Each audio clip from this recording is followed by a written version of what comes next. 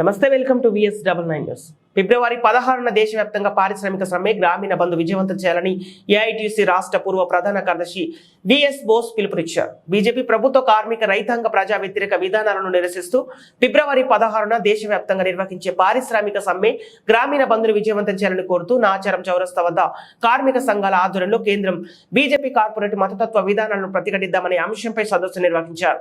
ఈ సందర్భంగా ఏఐటీసీ పూర్వ రాష్ట్ర ప్రధాన కార్యదర్శి విఎస్ బోస్ మాట్లాడుతూ కేంద్రంలోని బీజేపీ ప్రభుత్వం పరిపాలన అధికారాలను పూర్తిగా దుర్వినియోగం చేస్తూ రాజ్యాంగ సంస్థలను నిర్వీర్యం చేస్తూ ప్రజా హక్కులను కాలరాస్తుందన్నారు.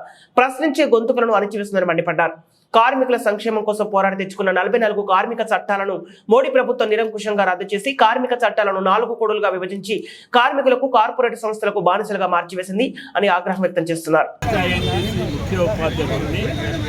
ఈరోజు నాచారంలో నిర్వహించినటువంటి ఐక్య కార్మిక సంఘాల సమావేశానికి ఇచ్చేసిన కార్మికులందరికీ కూడా మరి పెద్దలు, మా సహచర మిత్రులు, సిఐటి నాయకులు, ఏఐటీసీ నాయకులు, HMS, TNTC అందరి నాయకులు కూడా కలిసి ఇక్కడ ఈరోజు కలవడం, అందరినీ ఒకే బాట ఒకే మాట అన్ని కేంద్ర కార్మిక సంఘాలు అన్నీ కూడా కలిసి మా పోరాటము కార్మికుల హక్కుల కొరకు దేశ ప్రధానమంత్రి మోదీ గారు తీసుకున్న నిర్ణయాలకు విరుద్ధంగా కార్మికుల హక్కులను, కర్షకుల హక్కులను కాపాడడానికి ఈ పోరాటం చేయాలని నిర్ణయం తీసుకోవడం జరిగింది.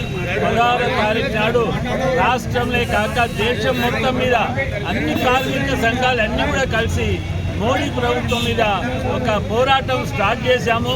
ఇది గత 12 సంవత్సరాల నుంచి మోడీ ప్రభుత్వం వచ్చి నుంచి వాళ్ళు చేస్తున్న కార్యక్రమాలకు మేము ఎన్నో మాటలు ఈ కార్యక్రమం ఈసారి కార్మికులకు అండగా కర్షకులు కూడా దాదాపు దేశంలో ఉన్నట్టు అన్ని రైతు సంఘాలు, కార్మిక సంఘాలు అన్నీ కూడా కలిసి రేపు 16వ తారీఖు నాడు మొత్తం ఢిల్లీని దిగ్బంధం చేసి అన్ని పారిశ్రామిక వాడలలో మరి సమ్మెను జయప్రదం చేయాలని కార్మికులకు ఈరోజు పిలుపునివ్వడం జరిగింది.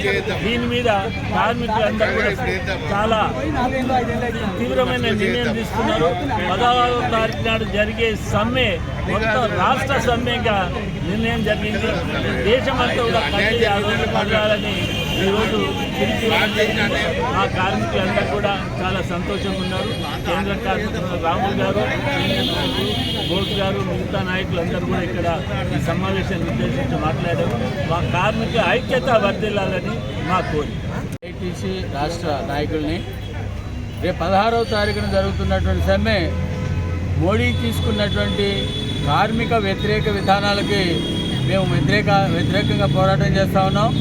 కార్మిక చట్టాలు రద్దు చేశాడు, కార్మిక కోడ్లు తీసుకొచ్చాడు. ఆ కార్మిక కోడ్లన్నీ కూడా కార్మిక హక్కులను హరించి పెట్టుబడిదారులైనటువంటి ఈ దేశంలో ఉన్నటువంటి బడా కార్పొరేట్ సంస్థలు ఏవైతే ఉన్నాయో అదానీ, అంబానీ లాంటి వాళ్ళకి శ్రమను దోచుకుంటానికి రాసమార్గం ఏర్పాటు చేశాడు.